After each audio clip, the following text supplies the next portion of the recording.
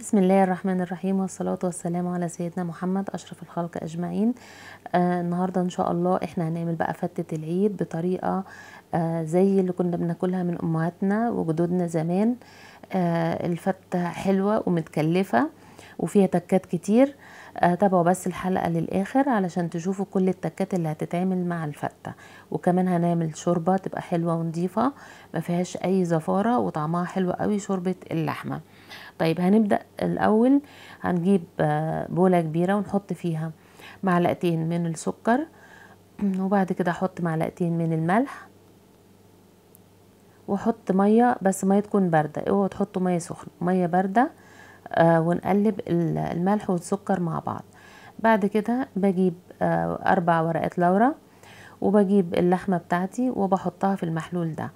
ما تقلقوش، في ناس طبعا ما بتحبش تغسل اللحمة، هو ده مش غسيل للحمة، هو السكر والملح بيعملوا زي معادلة كده مع بعض، وما بيخليش اللحمة تنزل اي حاجة من الفوائد بتاعتها. وبيخلي الانسجة بتاعتها طرية ولحمتها حلوة، طعمها حلو، طعم اللحمة نفسه بيفرق. انا سبتها طول الليل في التلاجة، بعد كده بشيلها بقى واصفيها. وبجيب طبعا حتة زبدة زي ما شفنا، وبنحط عليها اللحمة، والحلة تكون سخنة قوي علشان اللحمة تقفل على المسام بتاعتها.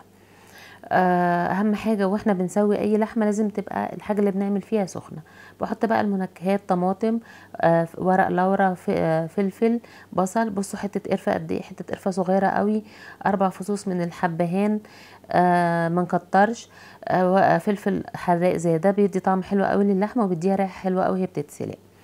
بعد ما اللحمة اتشوحت شوية بضيف لها بقى المنكهات بتاعتنا وبقلبها كده مع بعض. وبعد كده بحط لها ميه، واحط لها ميه مغليه. اوعوا تحطوا اللحمه على النار وبعد ما تحطوها تحطوا لها ميه بارده، ده بيوقف سوى اللحمه. احط لها بقى الميه المغليه، واحط لها حوالي معلقه فلفل اسود، ونص معلقه كده من السكر. السكر بيخليها تبقى حلوه، شوربتها حلوه، وفي نفس الوقت بيطري اللحمه. اسيبها بقى تستوي. بعد كده بعد ما استوت بحط لها معلقه ملح، بخلي الملح للاخر، وارفعها على النار 5 دقايق كمان. وبعد كده بقى بصفيها من البصل والطماطم والحاجات اللي انا كنت حطاها فيها، واخلي الشوربه بتاعتنا نظيفه وجاهزه ان احنا نستعملها. بجيب بقى العيش الشامي، انا بحب العيش الشامي ده في الفته. بنقطعه مكعبات زي ما انتم شايفين، وبنحط له معلقه من الثوم المفروم ومعلقه من السمنه البلدي. بحط له كمان شويه فلفل اسود ورشه بسيطه من الملح، وبقلب كل ده مع بعضه وبدخله في الفرن او على البوتاجاز من فوق يا دوبك يتحمص. هاجي بقى بعد كده هعمل لكم حاجه من المكونات السريه للفته، وهي الثوم المتحمر. بجيب معلقه ثوم كبيره زي كده وبحمرها مع الزبده، واخلي النار تكون واطيه قوي، اهم حاجه النار تكون واطيه قوي بتاعه الثوم.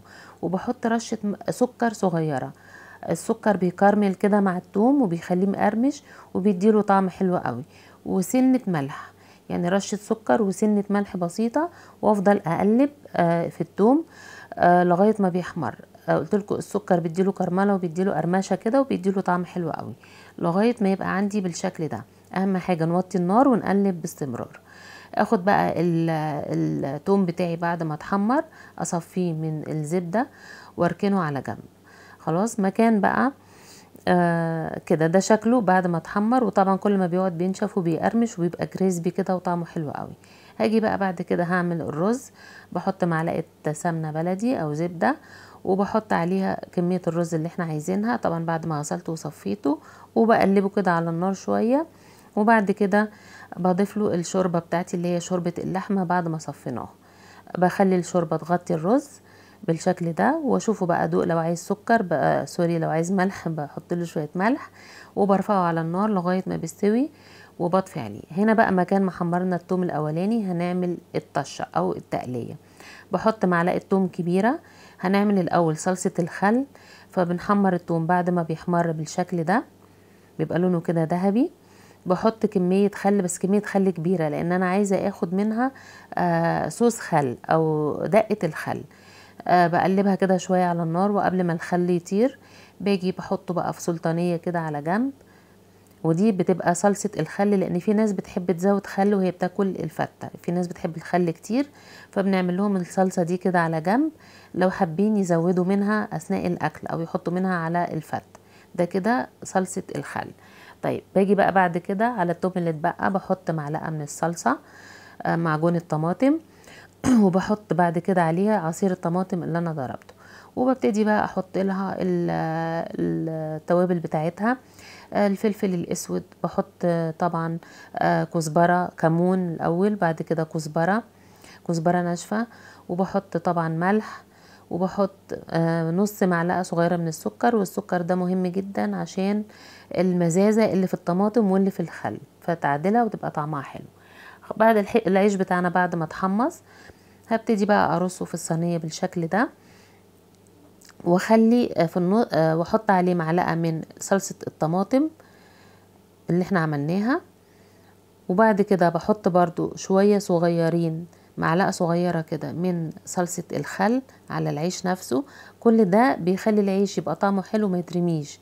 يعني في ناس بتاكل الرز وترمي العيش، لا، لما هيدوقوه بالطريقة دي هياكلوا العيش قبل الرز.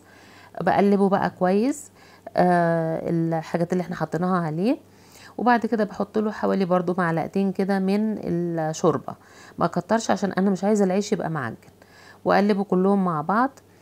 وخلاص كده العيش بتاعنا بتاع الفتة جاهز. طعمه العيش لوحده يتاكل حاف من غير لا رز ولا لحمة.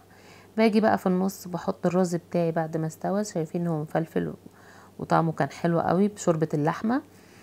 بحط بقى شوية في النص كده